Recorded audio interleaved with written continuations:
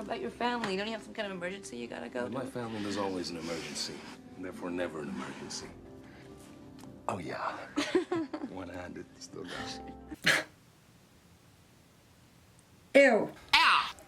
Ew! Hi everyone, shalom, ciao, namaste. I am Ilana, aka Elmar Superstar, and welcome to my channel. This is PCP, Pop Culture Psychology Television Analysis Edition. Before we get into the video, I would like to clarify that this video has nothing to do specifically with any of the actors in this show, except for one bit that is tongue-in-cheek. It is solely about the show itself and the prospect of infidelity in pop culture. Since this is a bit of a sensitive topic for me, I am going to be adding some comedic elements for levity. With that, let's dive right in. So for the past few years, I have been told by so many people under the sun to start watching The Affair on Showtime. I've heard that it has really good acting and writing, directing, and that definitely speaks for itself as it has gotten some really great reviews and won some accolades. However, I cannot watch this show, and I am about to tell you why. The title is pretty self-explanatory, but for clarification, I will sum things up. The Affair is about a married couple named Noah and Helen Salloway, and they seem like the typical Brooklyn suburban family with 4 kids. The issue that I'm having, well, one of many, one of the things I have a problem with is that in any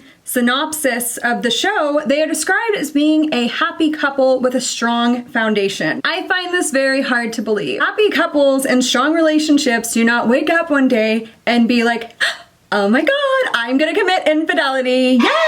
That's not how it works. There has to be some kind of an underlying issue, and as we find out, there is. There is a shift in the relationship dynamic that is presented. Noah is an English teacher that is something of a failed writer. He's only had 1 book published and can't come up with the second one. Whereas Helen comes from a wealthy background and the family is reliant on her parents, which in their minds gives them leeway to harangue Noah for his lot in life. They're on their way to her family's estate in Montauk for the summer, and by chance, Noah keeps running into this woman named Allison, and he is instantly intrigued by her mysterious allure. We find out pretty early on that Allison is a troubled character. She had lost her young son in a tragic accident a year prior to the show starting, and it has put a very big strain on her marriage with a man named Cole. So at face value, up until the point that they meet, one could think that Noah's a pretty great guy. I mean, it's not like we're talking about Jimmy McNulty here. She'll teach you to give a when it ain't your turn to give a Zam, Zaddy. Oh, wait. Jimmy McNulty is a lying, cheating scumbag too.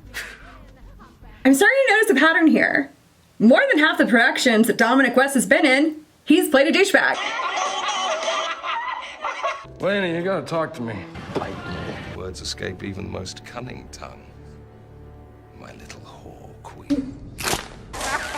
What's the point of having this thing if I don't get to use it? Get off the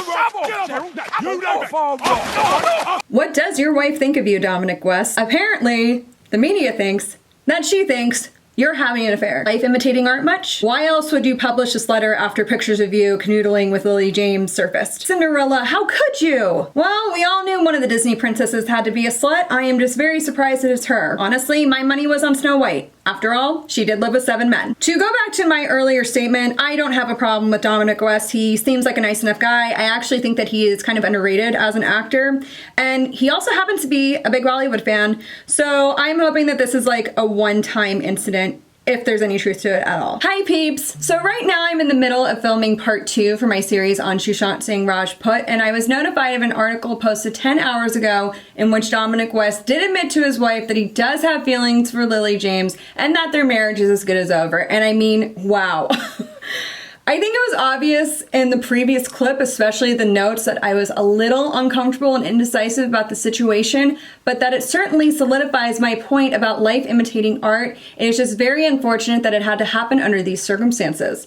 With that, back to the show. One of the interesting things about this show is that the episodes are presented as a framework of the Rashomon effect, which splits them into different POVs. The first season chronicles Noah and Allison, and as the show progressed, more points of view were added. In regards to who initiated the first move, it is very he said, she said, so we don't know exactly how it happened. There's definitely some buildup, and the narratives are set for both of them. Allison is an incredibly broken person who engages in reckless behavior, and while Noah does love his wife, he happens to have some regrets. They fully enter into their affair in the 4th episode, and we're going to go back to the clip from the beginning where he unhooks her bra with one snap. let me do that. I love doing that. Oh, yeah.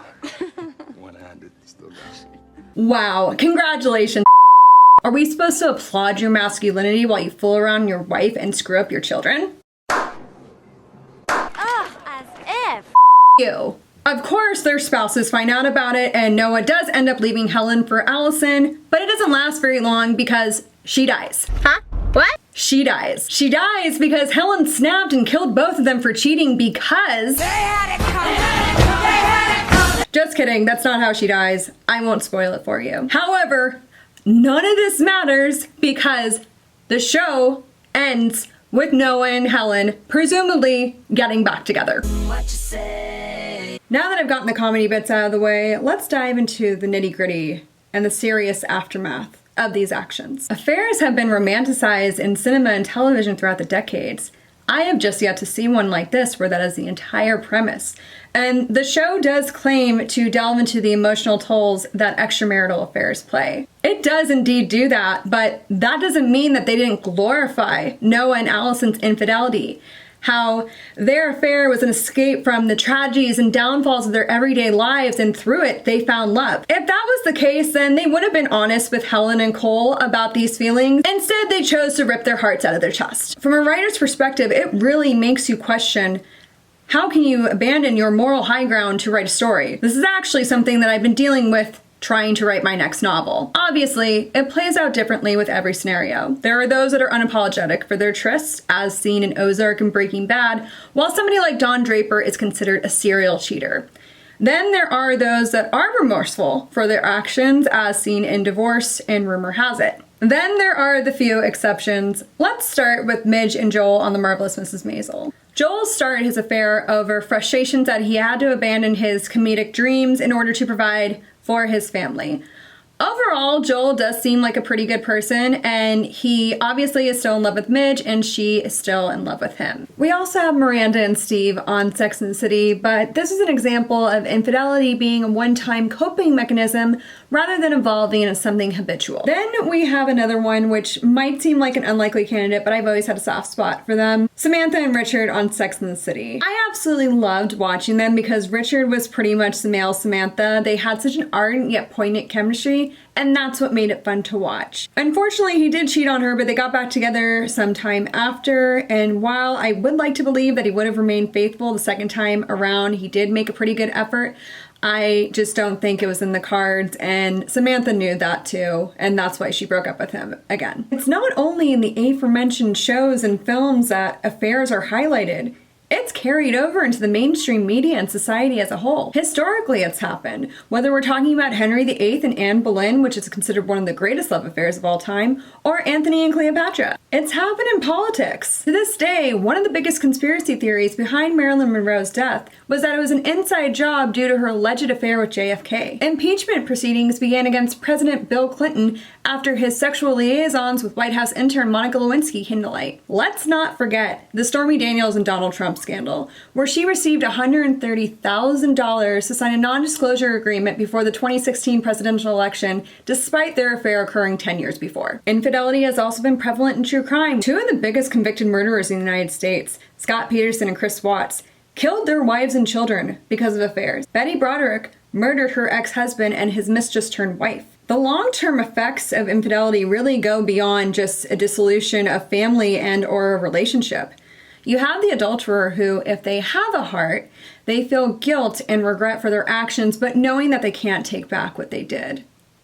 If they don't, then they feel a sense of liberation, which leads to the conclusion that perhaps they did this to get out of their current relationship. There's a significant other who has now been betrayed and is open to trust and vulnerability issues in their next relationship out of fear that history could repeat themselves. They could also become distressed and insecure, automatically blaming themselves and then embarking on a desperate journey to save the relationship, which both couples in the show try to do. If there are children involved, it will directly impact them. There will be feelings of confusion, anger, trust issues, and the possible likelihood that they could repeat their parents' actions in their future relationships. This is also shown in the series when both Noah and Allison's respective daughters end up cheating on their significant others. What about the mistress or the other man? How would they feel?